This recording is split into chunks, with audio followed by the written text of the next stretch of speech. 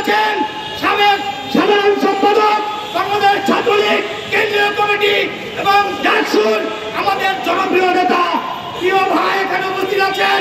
ওনার কাছে আমরা কতবার গিয়েছি, আমরা যাওয়ার সাথে সাথে আমাদেরকে সমর্থন করেছেন এবং এই শাহবাগে যখন আমরা অবরুদ্ধ করে রেখেছিলাম সাধারণ ছাত্র জনতার পক্ষে 35-এর পক্ষে, তিনি সশরীরে সেখানে উপস্থিত হয়েছিলেন এবং আমাদের পক্ষে পুরো টাইম লাইনে পোস্ট দিয়ে সবাইকে বলে দিয়েছিলেন প্রিয় বন্ধুরা ভাইরা তোমাদের সাথে আমরা আছি।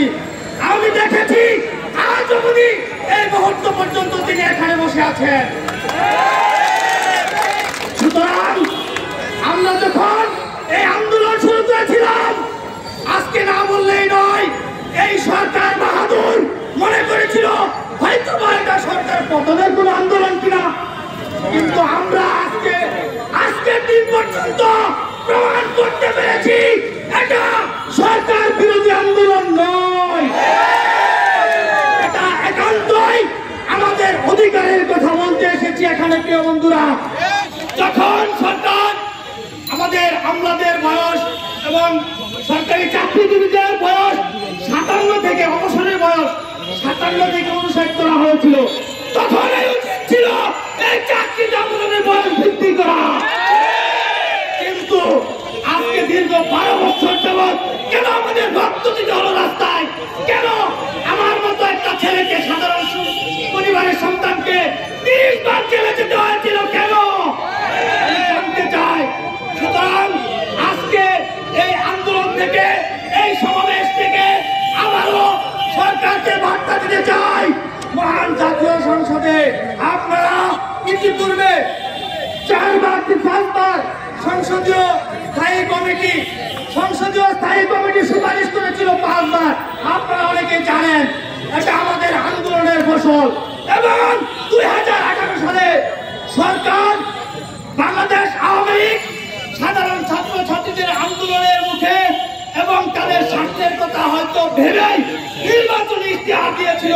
সেই নির্বাচনী ইশতেহারে আমাদের ছাত্রদের যুক্তিসঙ্গত বয়সের বিবেচনার কথা উল্লেখ করা হয়েছিল, কিন্তু আজ 2024 সাল সরকার প্রথমবার ক্ষমতায় আসলো, দ্বিতীয়বার আসলো, এখন তৃতীয়বার ক্ষমতায়। আজ পর্যন্ত কেন চাকরিতে আবেদনের বয়স সীমা 35 করা হয় নাই সেটা সরকারের কাছে সবিনয় জানতে চায়। আপনারা দেখেছেন এই নতুনত্ব এবং যারা বয়স চেয়েছিল সকলে এখন সম্পৃক্ত। তাদের মাঝে আমাদের প্রিয় ভাই আজকে আবারও উপস্থিত হয়েছেন আমাদের সাথে সমর্থন করার জন্য। আমরা চাই আগামীতেও ভাইকে পাশে পাবো। আমরা চাই সকল ছাত্রছাত্রীদেরকে, সাধারণ ছাত্রছাত্রীদের পক্ষে অবশ্যই পাশে পাবো। প্রিয় বন্ধুরা, প্রিয় সহযোগীরা, আজকে আমি এখান থেকে বলতে চাই আমরা আর কোনো ভেদাভেদ নেই।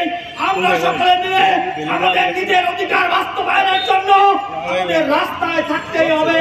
যতক্ষণ না পর্যন্ত আমরা আমাদের অধিকার প্রতিষ্ঠা করতে না পারবো ততক্ষণ পর্যন্ত সকলকে আহ্বান জানিয়ে এবং সারা বাংলাদেশের সকলকে এই আন্দোলনে অংশগ্রহণ করার জন্য আহ্বান জানিয়ে আমি আমার সংক্ষিপ্ত কথা এখানে শেষ করছি। আসসালামু আলাইকুম।